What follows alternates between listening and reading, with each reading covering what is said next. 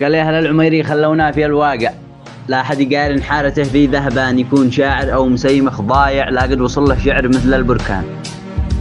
قال الشعر ما هو يلتقي في الشارع ولا بنبرز به قدوشي إدمان، مازن بيركز لك وحافي سامع صدقت نفسك يا مقلد شذان.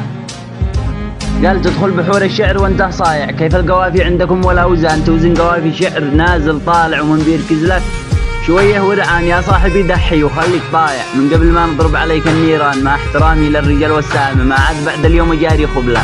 هذا كتبت الشعر وانا جائع بدون عشاء جائع وما بدخان سلامة.